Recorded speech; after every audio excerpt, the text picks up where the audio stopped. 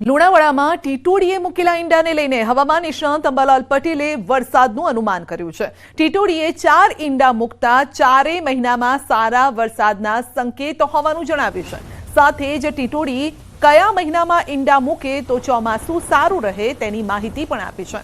ટીટોડી અષાઢ મહિનામાં ઈંડા મૂકે તો મહત્વનું છે અને હાલ જે ઈંડા મૂક્યા છે તે બચ્ચા મોટા થઈને ઉડી જાય ત્યારબાદ વરસાદ આવવાની માન્યતા છે। પણ અષાઢ માસમાં ટીટોડી 4 ઈંડા મૂકે તો તેના પરથી નક્કી થાય છે કે વરસાદ સારો થશે।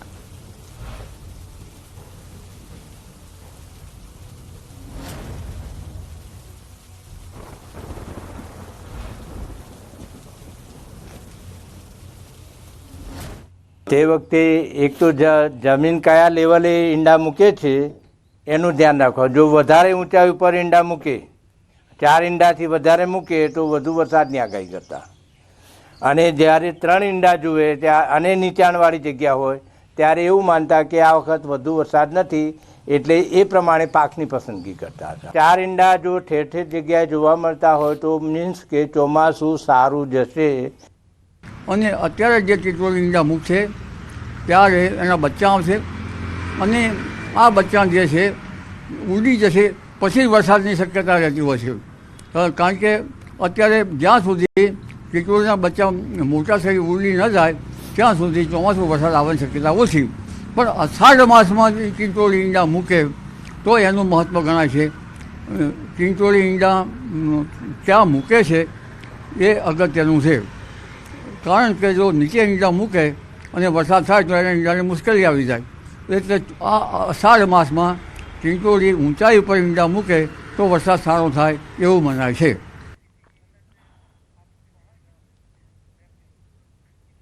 તો મહીસાગરની વાત કરીએ તો ટીટોડીએ વહેલા વરસાદનો આપ્યો છે સંકેત। ટીટોડી લુણાવાડાના દલુખડિયા ગામે મૂક્યા છે ઈંડા અને ટીટોડીને ઈંડા મૂકવાની છે લોકવાયકા।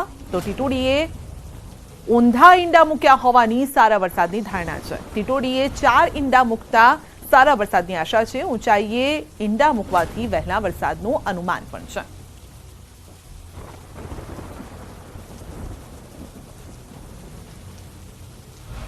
તે વખતે એક તો જમીન કયા લેવલે ઈંડા મૂકે છે એનું ધ્યાન રાખો। જો વધારે ઊંચાઈ ઉપર ઈંડા મૂકે 4 ઈંડાથી વધારે મૂકે તો વધુ વરસાદની આગાહી કરતા અને જ્યારે 3 ઈંડા જુએ ત્યાં અને નીચાણવાળી જગ્યા હોય ત્યારે એવું માનતા કે આ વખત વધુ વરસાદ નથી એટલે એ પ્રમાણે પાકની પસંદગી કરતા હતા। 4 ઈંડા જો ઠેર ઠેર જગ્યાએ જોવા મળતા હોય તો મીન્સ કે ચોમાસું સારું જશે। જૂનાગઢની માણાવદર પેટા ચૂંટણી અંગે મોટા સમાચાર છે। કોંગ્રેસ ઉમેદવાર તરીકે હરિભાઈ પટેલ લગભગ નક્કી છે। હરિભાઈ પટેલનો દાવો છે પાર્ટીએ કામે લાગવા કહ્યું છે। ફોર્મ ભરવાની તૈયારી કરવા કહેવાયું હોવાનો દાવો કરવામાં આવ્યો છે। કોંગ્રેસ ઉમેદવાર હરિભાઈ પટેલ લગભગ નક્કી છે। તો હરિભાઈનો દાવો છે કે પાર્ટીએ તેમને કામ કરવા માટે કામે લાગી જવા માટે કહ્યું છે। જૂનાગઢની માણાવદર પેટા ચૂંટણી અંગે આ મોટા સમાચાર। વધુ અંગે વધુ માહિતી મેળવીશું સંવાદદાતા અતુલ પાસેથી। જી અતુલ, જો કે ઓફિશિયલ કોઈ જાહેરાત કરવામાં કોંગ્રેસ તરફથી આ પ્રકારની કોઈ જાહેરાત નથી કરવામાં આવી, પરંતુ હરિભાઈ કામે લાગી ગયા છે। આપને ચોક્કસ જણાવ્યું કે જે રીતે માણાવદરની પેટા ચૂંટણી આવી છે, ખાસ કરીને જે અરવિંદ લાડાણી જે બીજેપી કોંગ્રેસના જે જીતેલા ધારાસભ્ય હતા તેને પક્ષ પલટો કરીને ભાજપમાં પ્રવેશ કર્યો છે, ત્યારે હાલ માણાવદરની છે તે પેટા ચૂંટણી આવી છે। ત્યારે કોંગ્રેસ છે તે હરિભાઈ ગોવિંદભાઈ કણસાગરા જાતે કડવા પાટીદાર છે તેને ટિકિટ આપવાનું હાલ કીધું છે તેવું જે હરિભાઈ છે તે દાવો કરી રહ્યા છે। હાલ તેને ટેલિફોનિક વાતચીતમાં એમ પણ જણાવ્યું હતું કે મારે પાર્ટીએ કામી લાગે જવાનું કહ્યું છે અને ફોર્મ ભરવાની તૈયારી કરવાનું પણ કહ્યું છે। એટલે આમ હરિભાઈ જે પટેલ છે તે મૂળ છે તે માણાવદર તાલુકાના વડા ગામના છે અને તેઓ છે તે ખેતી, રિયલ એસ્ટેટ, હોસ્પિટલ બિઝનેસ અનેક ઉદ્યોગો સાથે સંકળાયેલા છે અને હાલ તેનું નિવાસ સ્થાન રાજકોટ છે, પણ તે માણાવદર તાલુકાના વડા ગામના છે અને હાલ તેઓ દાવો કરી રહ્યા છે કે મને પાર્ટીએ કામે લાગી જવાનું કહ્યું છે, ફોર્મ ભરવાનું કહ્યું છે, પણ ઓફિશિયલી હજી જાહેરાત નથી થઈ। પણ હાલ હરિભાઈ પટેલ છે તે ભાજપના ઉમેદવાર છે તે કોંગ્રેસમાંથી છોડી અને ભાજપમાં પ્રવેશ કર્યા છે। તે અરવિંદ લાડાણી સામે કોંગ્રેસમાંથી ચૂંટણી લડશે તેવું હાલ મનાઈ રહ્યું છે। જી સંધ્યા। જી અતુલ, આપનો આભાર।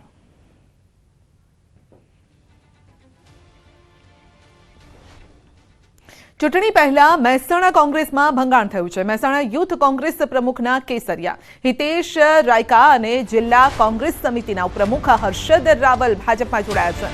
મહેસાણા કબલમમાં જિલ્લા પ્રમુખ સહિત ધારાસભ્યના હસ્તે કેસરિયા કર્યા છે. ચૂંટણી પહેલા મહેસાણા કોંગ્રેસમાં ભંગાણ સર્જાયું છે. મહેસાણા યુથ કોંગ્રેસ પ્રમુખે કર્યા છે કેસરિયા. બીજેપીમાં તેઓ જોડાઈ ગયા છે. ચૂંટણી ટાણે એક બાદ એક કોંગ્રેસને ઝટકા મળી રહ્યા છે.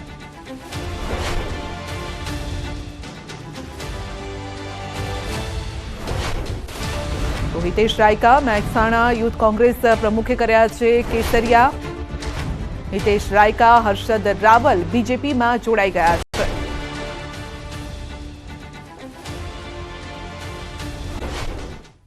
અને સીધા જ લઈ જઈએ હવામાન વિભાગની પ્રેસ કોન્ફરન્સમાં. दादरा नगर हवेली और सौराष्ट्र रीजन के अमरेली, भावनगर, गिर सोमनाथ और दीव हैं. और डे 2 के लिए जो आइसोलेटेड प्लेसेस पे लाइट रेन होने का पूर्वानुमान दिया गया है वो ज़िले हैं वलसाड़, नवसारी, सूरत, भरूच, गिर सोमनाथ, दादरा नगर हवेली और भावनगर. और मैक्सिमम टेम्परेचर की बात करेंगे तो मैक्सिमम टेम्परेचर आने वाले 2 दिनों में 2 से 3 डिग्री सेल्सियस की गिरावट का पूर्वानुमान दिया गया है. और उसके बाद 2 से 4 डिग्री सेल्सियस का मैक्सिमम टेम्परेचर में बढ़ोतरी का पूर्वानुमान दिया गया है.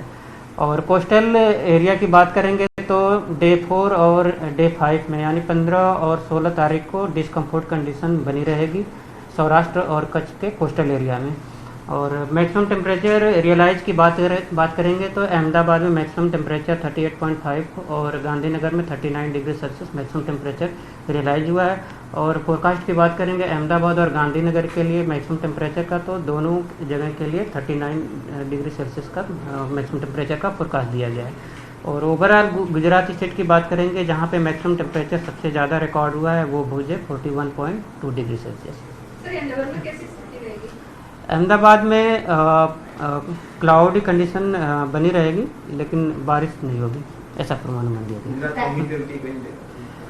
हीट वेव का पूर्वानुमान नहीं दिया गया, हीट वेव नहीं होगी. और डे 4 और डे 5 में सौराष्ट्र और कच्छ के कोस्टल एरिया में डिस्कम्फर्ट कंडीशन बनी रहेगी. सर दाऊद में कल ओले गिरे उसका कंडीशन क्या है? एक डिसकंटिन्यूटी विंड डिसकंटिन्यूटी सिस्टम बना हुआ था गुजरात रीजन के जिसके कारण दाहोद जिले में ओले पड़े थे. सर विंड स्पीड क्या रहेगी? विंड स्पीड पूरे गुजरात स्टेट की बात करेंगे तो लाइट विंड प्रिवेल करेगी. ओके बूम ले लेना. તો ગઈકાલે આપણે જોયું કે વરસાદ પડ્યો, વાવાઝોડા જેવો માહોલ પણ સર્જાયો. પરંતુ અમદાવાદ વિશે આગાહી કરવામાં આવી છે કે અમદાવાદમાં વરસાદ નહીં પડે. વલસાડ, નવસારીમાં વરસાદ ક્યાંક ક્યાંક છૂટાછવાયા વરસાદની આગાહી છે. સામાન્ય વરસાદ થઈ શકે છે.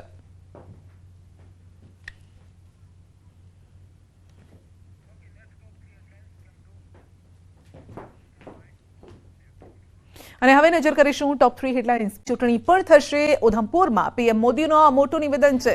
દેશ વિદેશથી મોટી કંપનીઓ, ફેક્ટરીઓ જમ્મુ કાશ્મીર ટુરિઝમ સિવાય સ્પોર્ટ્સ અને સ્ટાર્ટઅપ માટે પણ ઓળખાશે. જમ્મુ કાશ્મીરને તમામ ક્ષેત્રે આગળ લઈ જવાનો સંકલ્પ છે તેવું પીએમએ કહ્યું.